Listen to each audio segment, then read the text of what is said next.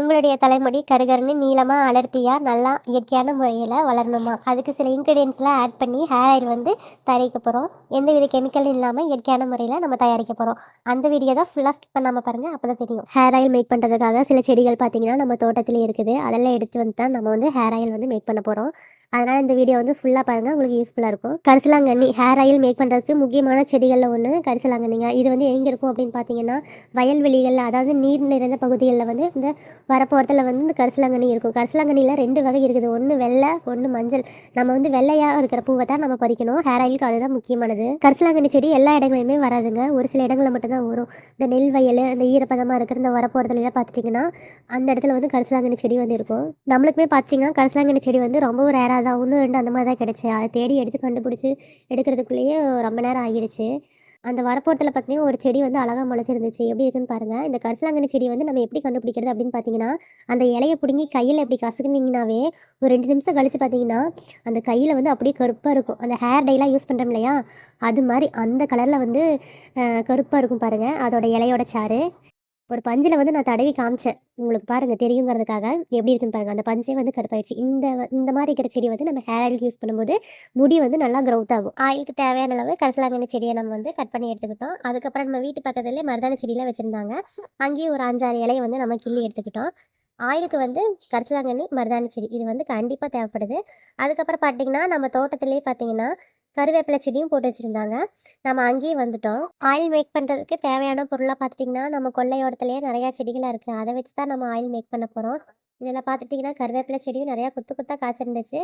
நம்ம அதிகமாக எடுத்து வேஸ்ட் பண்ண வேணாம் அப்படின்ட்டு ஆயிலுக்கு தேவையான அளவு மட்டும் நம்ம கொஞ்சமாக பறித்து கருவேப்பிலை எடுத்துக்கிட்டோம். கரிசலாங்கண்ணி செடி, மருதாணி செடி, கருவேப்பிலை செடி இது 3மே நம்ம பறித்து எடுத்துக்கிட்டோம். வயல் வரப்பில் தண்ணி வர இடத்துல பார்த்தீங்கன்னா தண்ணி தேங்கி இருந்துச்சு. அது சுத்தமாகவே இருந்துச்சு. இந்த 3 செடியுமே அதில் நல்லா அலசி எடுத்துக்கிட்டேன்.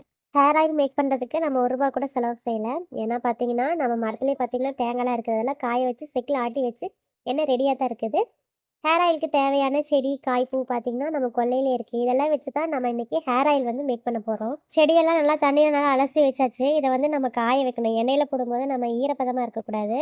ஈரப்பதமாக இருந்துச்சுன்னா எண்ணெய் வந்து காய்ச்சும் போது பார்த்துட்டிங்கன்னா சீக்கிரமாக கெட்டுரும். அதனால் முடிஞ்ச அளவுக்கு செடியெல்லாம் பார்த்தீங்கன்னா வெயிலில் நல்லா காய வச்சு தான் ஆயில் வந்து மேக் பண்ணுவோம். ஹேர் ஆயில் மேக் பண்ணுறதுக்காக நம்ம தேவையான செடியெல்லாம் பார்த்தீங்கன்னா பறிச்சிட்டு வந்தாச்சு. கருவேப்பிலை, மருதாணி, அப்புறம் கரிசலாங்கண்ணி இதெல்லாம் நம்ம பறிச்சிட்டு வந்து எடுத்தாச்சு.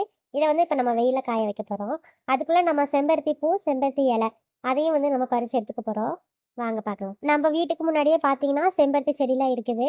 செம்பருத்தி செடி பார்த்தீங்கன்னா ரெட் கலரில் பூ பூக்குது இல்லையா, அந்த செடியை தான் நம்ம யூஸ் பண்ண போகிறோம். அதோட 5, 6 இலை, அதுக்கப்புறம் ஒரு 2 பூ இதை மட்டும் பறித்து எடுத்துக்கோங்க.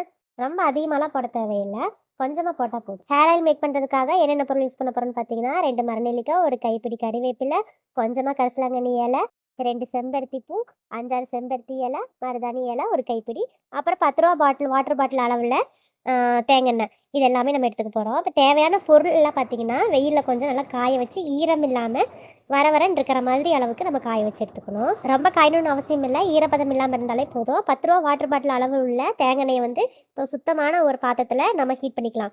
ரொம்பவும் ஹீட் ஆகக்கூடாது, கொதிக்கவும் கூடாது, மிதமான சூட்டில் இருக்கணும்.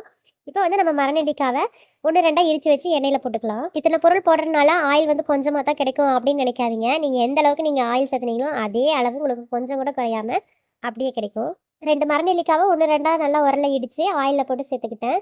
அதுக்கப்புறம் பார்த்திங்கன்னா மருதாணி இலை, கருவேப்பிலை, செம்பருத்தி பூ இலை, செம்பருத்தி பூ, கரிசலாங்கண்ணி இது எல்லாமே ஒவ்வொன்றா நம்ம சேர்த்துக்கலாம். ஆயில் மிதமான சூட்டில் ஹீட் ஆகிடுச்சு. இந்த ஸ்டேஜில் நம்ம செம்பருத்தி இலை, மருதாணி, கறிவேப்பிலை எல்லாமே ஒவ்வொரு கைப்பிடி, அதிகமாகலாம் போட தேவையில்லை, எல்லாமே ஒவ்வொரு கைப்பிடி போட்டால் போதும். அப்புறம் கரிசலாங்கண்ணி இலை இது எல்லாமே போட்டு நல்லா சேர்த்துக்குங்க. அப்புறம் செம்பருத்தி பூ, அப்புறம் மரநெல்லிக்காய் இதெல்லாம் வச்சு ஆயிலை வந்து கொஞ்சம் மீடியம் ஹீட்டில் வைங்க. ரொம்பவும் கொதிக்க வைக்கக்கூடாது, ரொம்ப ஸ்லோவாக இருக்கணும் ஹீட்டு. மீடியம் ஹீட்லேயே இந்த ஆயில் வந்து மேக் பண்ணுங்கள். ரொம்ப ஹை ஹீட்டில் வச்சிங்கன்னா இதில் இருக்கிற சத்துலாம் போயிடும். அதனால் ஆயில் மேக் பண்ணும்போது மீடியம் ஹீட் தான் யூஸ் பண்ணோம்.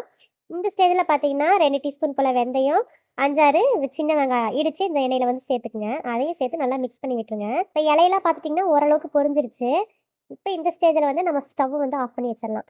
இதை வந்து ஒரு நாள் நைட் ஃபுல்லாகவே இந்த ஆயில் வந்து இதுலேயே இருக்கணும். ஏன்னா இதில் இருக்கிற எசென்சியல்லாம் பார்த்தீங்கன்னா நல்லா இந்த ஆயிலில் வந்து இறங்கணும். அப்போ தான் நம்மளுக்கு இந்த ஹேருக்கு வந்து நல்லா க்ரௌத்து கொடுக்கும். ஒரு நாள் நைட் ஃபுல்லாக இந்த ஆயிலில் வந்து நல்லா உருட்டும். அதுக்கப்புறம் மறுநாள் காலையில் இதை வந்து நீங்கள் ஒரு துணியில் நல்லா வடிகட்டி புழிஞ்சு எடுத்துக்கோங்க. நீங்கள் எந்த அளவுக்கு ஆயில் ஊற்றுவீங்களோ அந்தளவுக்கு ஆயில் வந்து உங்களுக்கு கை கிடைக்கும். கொஞ்சம் கூட வேஸ்ட் ஆகாது.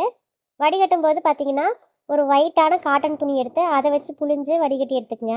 டீ வடிகட்டுறது, காஃபி வடிகட்டுறது அதெல்லாம் யூஸ் பண்ணாதீங்க. ஒரு காட்டன் துணி எடுத்து நீங்கள் அதில் வடிகட்டி எடுத்து யூஸ் பண்ணிக்கங்க. நம்ம வந்து ஒரு பாட்டிலில் பார்த்தீங்கன்னா தண்ணியே இல்லாமல் சுத்தமாக நல்லா தொடச்சி வச்சு அதில் வந்து ஆயில் வந்து ஊற்றி எடுத்தாச்சு. வெட்டி வேர் இருந்துச்சுன்னா ஒரு 5-6 வெட்டி வேர் வந்து அதில் போட்டு வச்சுக்கோங்க. அதுவும் வந்து முடி வளர்கிறதுக்கு நல்ல பயன் தரும்.